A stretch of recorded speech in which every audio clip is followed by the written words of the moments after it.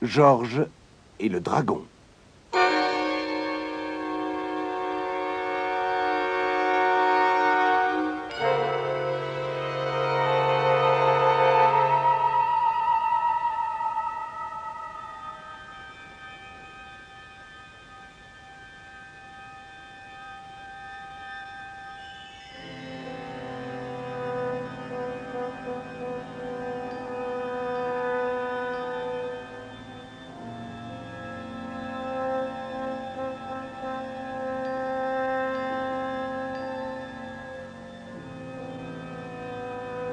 En ce temps-là, une ville paisible s'étendait au bord d'un lac.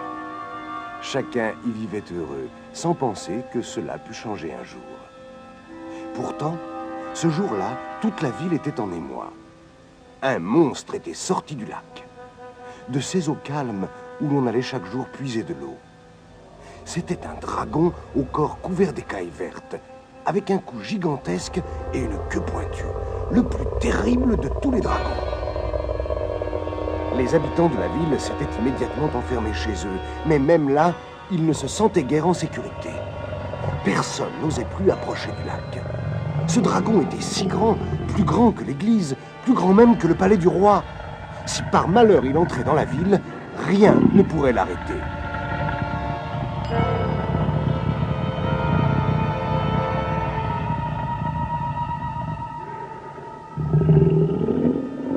Un soir, hélas, il quitta les eaux du lac et se glissa dans la vase jusqu'à la ville.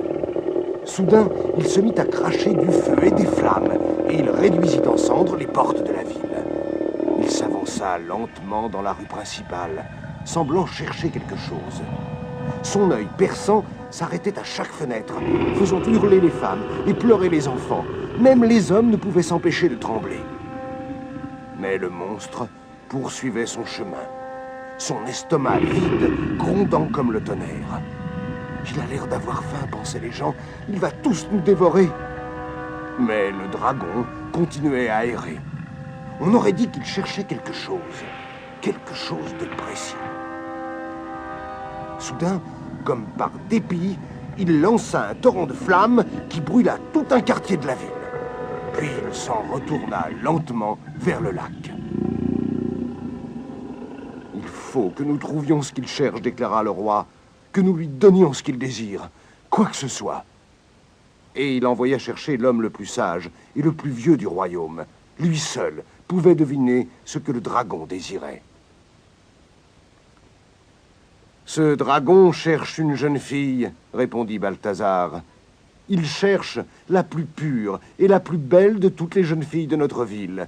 C'est celle-là qu'il a choisi de dévorer. Le roi devint tout pâle. Il savait qui le dragon avait choisi. De toutes les jeunes filles, la plus belle et la plus pure était sa fille, la princesse Sabra. « Jamais !» cria le roi. « Jamais je ne donnerai ma fille à un dragon !»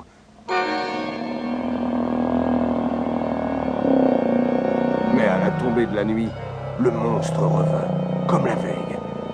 Il erra dans la ville, puis, furieux de ne pas trouver ce qu'il cherchait, il brûla un nouveau quartier. Dès qu'il se fut éloigné, la foule en colère se rassembla devant le palais et se mit à crier « Le dragon va brûler la ville si nous ne faisons rien. Il faut lui donner ce qu'il veut. » Le roi était désespéré à l'idée de livrer sa propre fille à ce monstre, mais il ne pouvait pas laisser détruire toute la ville et il fut obligé de céder. On conduisit en cortège la jeune princesse hors des murs d'enceinte. Puis on l'attacha à un pieu de bois et on la laissa seule. Du lac, le dragon sentit sa présence. Il arriva en volant et en courant, à la manière des dragons, et son ombre immense cacha le soleil. Son souffle brûlait déjà la pointe des cheveux de la princesse. Soudain, un chevalier approcha à toute allure sur son cheval. C'était Georges, le plus vaillant chevalier du royaume. Il revenait d'un lointain voyage et avait appris ce qui se passait. Courageusement, il fit face au dragon et le brava. « Arrête-toi » cria-t-il. « Je suis Georges, le vaillant chevalier, et si tu veux t'emparer de la princesse, tu devras d'abord te battre avec moi. » Aussitôt, le dragon cracha un jet de flamme en direction de l'insolent chevalier, mais le feu roussit tout juste la selle de son cheval.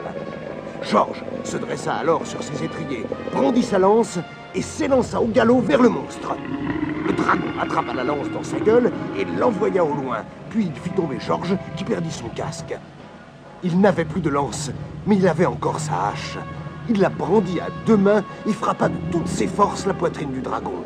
Mais sa peau était si dure que la hache se brisa. Le dragon se mit alors à fouetter le chevalier de tout le poids de sa grande queue. Heureusement, Georges avait encore son épée, il la leva aussi haut qu'il put, s'élança vers le dragon et enfonça l'épée entre deux écailles au plus profond du cœur du monstre. Le monstre se mit à trembler, fit quelques pas et s'écroula en grondant. Le chevalier s'approcha courageusement et d'un coup d'épée lui trancha la tête. Le dragon était bien mort.